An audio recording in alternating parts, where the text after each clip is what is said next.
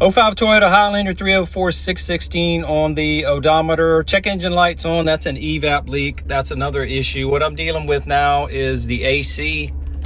When I cut the fan speed on to low, you can see the AC kick on, works fine. Second speed works okay. Third speed sometimes cuts out. Fourth speed always cuts out. See the light go off, AC shut off. If I wiggle the knob, we get it back. So the switch behind the knob, I believe, has gone bad. You can see it cut out again.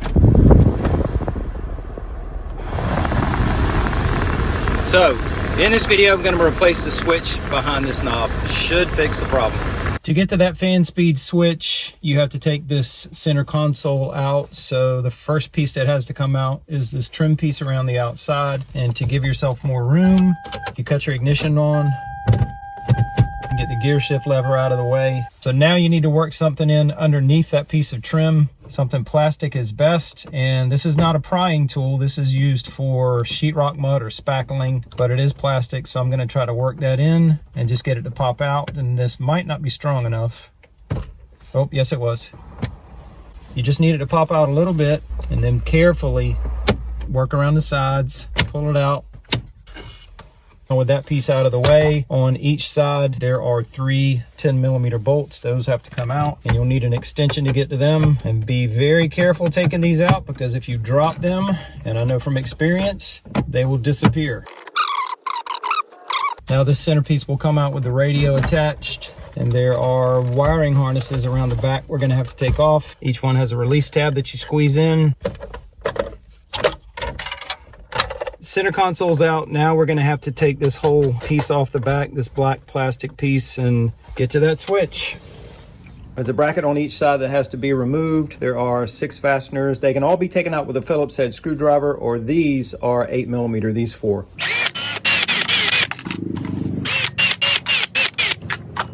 Now you can take the radio out, and then I believe 6 Phillips head screws, 1, 2, 3, 4, 5, 6, and this black piece will come off. Or maybe 8, I don't know about these 2. And yes, those 2 have to come out. Now it's loose, but don't just grab this and pull it straight up. You can see the ribbon cable right through here, that white cable. We have to disconnect that from the circuit board below before we can remove this piece. Now I have the piece leaning up, and we're at the end that has the large wiring harness. And as I lift this top piece cover up carefully, look at the bright blue right in the middle. That's going to be the ribbon cable, and that's what we're going to be trying to disconnect. Oh, I was about to say, don't just pull it. It's loose now. So mine must not have been in there all the way. Normally, this little piece right here snaps in, and that's what locks the ribbon cable in. Let me zoom in on that a little bit. Your ribbon cable may not pop out like mine just did. You may have to take, for example, a flathead screwdriver and lift up on that top piece. That's what locks the ribbon cable in. You may have to lift up on each end. See how it pops out? But it doesn't come off. So you may have to do that, pull up on that piece to get your ribbon cable out. But don't just grab the top and snatch it straight up, because you could break something, and if you mess up that ribbon cable, you have got much bigger problems. So putting it back in is going to be a little tricky, but we'll worry about that in a second. Right now, here is the switch we need to replace. All right, I looked online for a fan speed switch, and they were pretty expensive, so I'm at the salvage yard and I found one that I believe is going to work. Holding that switch in are 2 Phillips head screws. Gonna have to pull the knob off the outside.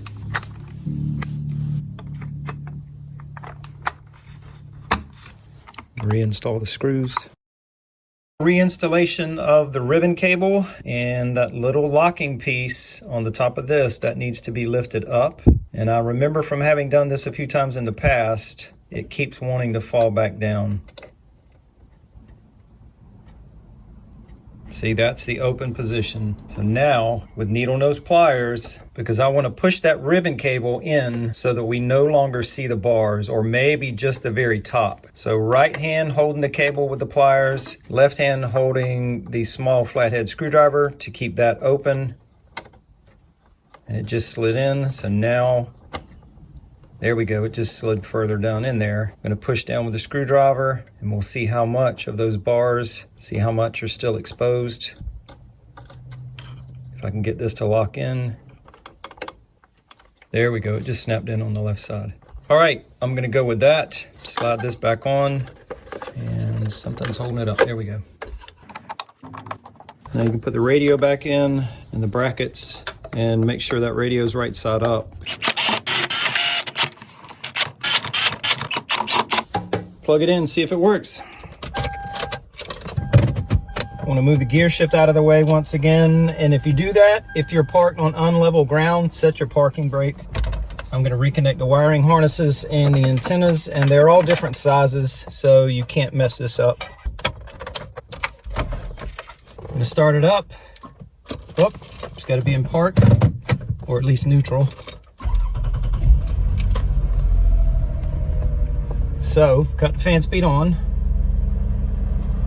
There's low, I can feel it blowing. Let me cut the AC on.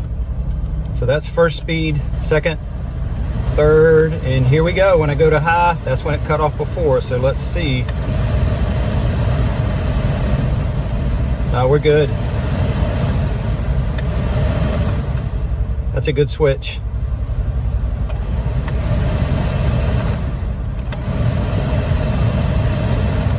All right, we're in good shape. All right, it's the next day, getting the bolts put back in. I already have them tight on the left side. I have the bottom right tight. Now the trim, give it a couple of taps. There we go. It's a few days later, salvage yard switch is still doing fine, but I had a thought, what if I take the original switch apart and clean the contacts? Will that fix this old switch? Let's find out. And there are 3 points, 1, 2 on this side, 1 right here. Those are locking tabs where the 2 pieces snap together. So I'm gonna try to hold that one in place while I spin the switch around and pry up these on the other side.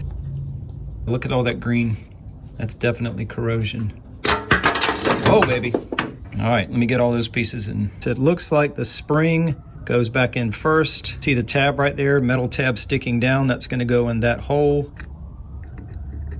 The contacts will go down this way, and you just line up the 2 tabs, 2 holes that receive those tabs. So I would snap it back together just like that after cleaning. But look at all the green, look at the corrosion. That, I believe, is what caused this switch to not work properly.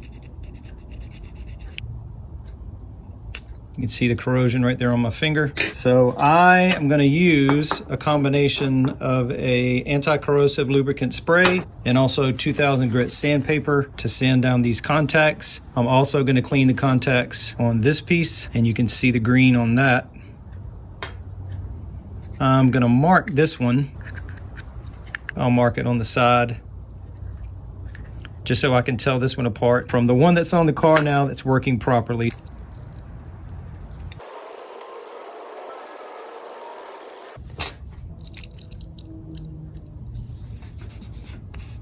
Ooh, look at all that. And how clean that is now.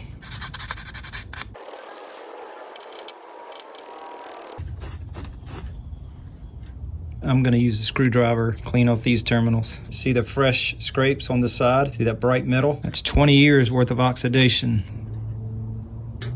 So spring down first, little metal tab going into that hole just like before. Make sure I can compress that spring. I'm gonna put some of that grease on the contacts. And now I should be able to snap this back together. All right, let's get that reinstalled.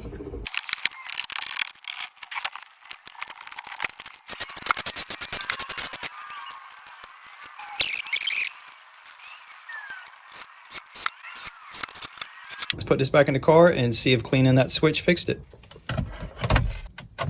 Pull the knob off so you can see the green at the end of that tip. So that is the switch that I cleaned.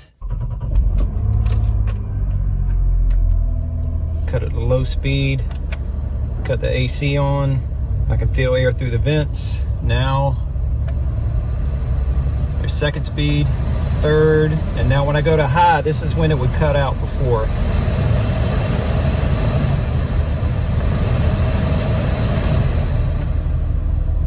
So I did not need to replace the switch. All I needed to do was clean the switch. So if you have a first generation Highlander 01 to 07, I believe, and your AC fan speed switch does not work properly, taking it apart and cleaning it may solve your problem, or replace it if you need to. I'll put a link down below to the cheapest price I found for a new switch. That was at Advanced Auto. It was about $42. So look for that link below. Hope this helps. Thanks for watching.